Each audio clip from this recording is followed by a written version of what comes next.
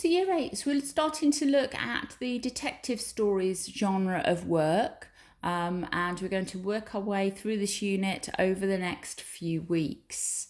So this unit is going to help you to read between the lines, inferring, so working out meanings to solve detective mysteries, explore, problem solve, connect and shape ideas, choosing the best way to plan your writing, exploring techniques used by writers to develop your own fiction writing, and choosing from a range of language techniques to create a specific effect. Okay, we've got the Detective Stories Knowledge Organiser here. I'm not going to read through every bit, but certainly you can if you just pause on this part of the video. We've got lots of different vocabulary there, the features, 8 features of a detective genre, the plot of a detective story, and then 6 different activities that you can have a go at on top of the work that we're doing already. So, learning outcome for today's work then, to identify the key features of the detective genre. And we've got some keywords there: detective, crime and mystery. Some images there that you may recognise, few more modern ones and then a few older ones. So it says in pairs because normally we'd do this in class, but if you're working on your own, if you've got somebody at home that can do this with you, that's fine. Look at this list of fictional detectives. Which ones do you know and what do you know about them? Some of them you may have heard of, others perhaps not. So we've got Sherlock Holmes, Miss Marple, Inspector Morse, The Famous Five, Hercule Poirot and Columbo. So write down anything you can remember about them, and then can you think of any other fictional detective characters? So we're just starting to think about any detectives that we might be familiar with.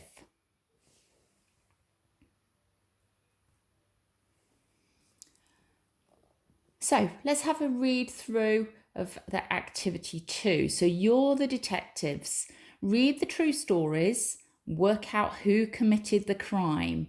Now, you can read through these again with somebody at home if you want to, so you can discuss with them. And it says, be ready to feedback and explain how you decided who the criminal was. So that can be something that you can discuss with somebody at home if there's somebody there with you that's got some time to discuss it. So let's have a look. We've got 3 murders here. We'll start off with murder 1. Bessie Williams was found dead in the bath at 80 High Street, Herne Bay, on the 13th of July 1912. It was discovered that only 5 days earlier she had made a will, leaving everything, £2,579, 13 shillings and 7 pence, to her husband, Henry Williams. Dr. Frank French examined Bessie's body and declared that she'd had an epileptic fit and drowned. He said, "I have no reasons to suspect any other cause than drowning." The jury returned a verdict of death by misadventure. Murder 2. Alice Smith died on the 12th of December 1913. She and her husband Charlie Smith were staying at a boarding house in Blackpool owned by Mr. and Mrs. Crossley. She'd gone to take a bath and never returned. Mr. Crossley remembered that when the body was found, her head was at the foot of the bath. The inquest concluded that Alice had accidentally drowned through heart failure when in the bath. Her husband received the £500 for Alice's life, which had been insured. Murder 3. Margaret Elizabeth Lloyd and her husband John Lloyd were staying at a boarding house at 14 Bismarck Road in Highgate, London, on the afternoon of the 18th of December 1914. Margaret Lloyd had visited her solicitor in Islington and made a will, leaving everything to her husband. That evening, Mr. Lloyd told the owner of the house he was going out to buy some tomatoes while his wife had a bath. When he returned, he called to his wife, but she did not reply. He entered the bathroom and found her dead in the bath. The inquest of the 1st of January 1915 returned a verdict of accidental death. Okay, so 3 true stories. Who do you think committed the crime? Was there a crime? Do you think that the jury have got it right in each case, or the inquest has come to the right conclusion? Or do you think there might be some foul play? Is there a criminal involved here, or more than one criminal?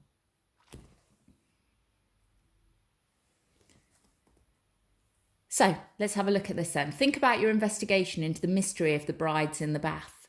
Did this story capture your imagination? Why? What are the ingredients for a good detective story? So copy and add to the list a recipe for a successful detective story. So what do we need to have a successful detective story? A clever criminal, because obviously if the criminal's not very clever, they're going to get caught straight away. So if you want your story to carry on, it needs to be quite a clever criminal in there. We need some clues.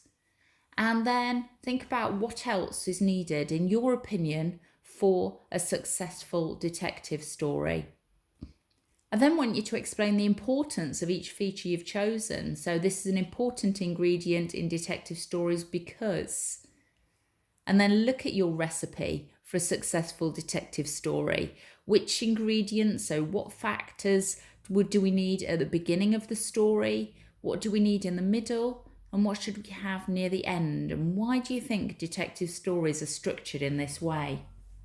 So quite a lot to think about there, quite a lot of different activities for you to do. So to give yourself at least 10 minutes, possibly more, to have a think about the different things that we need in a detective story, why those different ingredients are important, and where those parts should come. What should come in the beginning, what should be in the middle, what should be in the end, and why detective stories need to be structured in that way.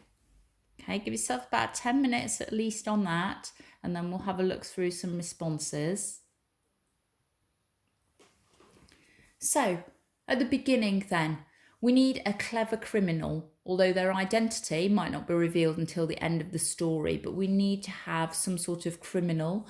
Obviously, we need a crime, preferably a murder, and we need to have a detective who's going to solve the crime. The middle of the story then, we need an investigation, a motive, so a reason for the murder or for the crime that's been committed. We need some clues and perhaps some other crimes and connections between them, so that the investigating detective might try and find some links between seemingly unlinked crimes. And then at the end, the crime's solved, the criminal's caught and punished, because we don't want criminals to be getting away with it, do we? The key intention of the writer of a detective story is to keep the reader engaged and turning the pages. They tempt the reader to solve the crime with clues, but cleverly withhold the solution until the end of the story. So we might be tricked into thinking that somebody is a culprit, a criminal, and then there might be a twist towards the end of it where we think, right, I never even thought about that bit, or I didn't realise that, and that keeps us gripped throughout the story. Let's have a look then at the solution to the brides in the bath mystery. In January 1915, Detective Inspector Neil received a letter from Mr. Crossley of Blackpool containing 2 newspaper cuttings about the deaths of Margaret Lloyd and Alice Smith. Mr. Crossley suggested there was a connection and the police should investigate. It was found that George Joseph Smith had been married 5 times, each time under a different name. On the 23rd of March 1915, he was charged with the murders of Bessie Williams, Alice Smith and Margaret Lloyd. He was hanged at Maidstone Jail on the 13th of August 1915. So whilst it seemed initially that these were 3 completely separate crimes, all similar because all the ladies had died in the bath, but they'd all got different names, different surnames, they had all got a husband, they'd all made a will in the previous days before their deaths. But apart from that, these deaths seemed unrelated, but actually they were all married to the same man. So hopefully that's got you a little bit intrigued, and we will continue with the detective genre next lesson. Okay, well done.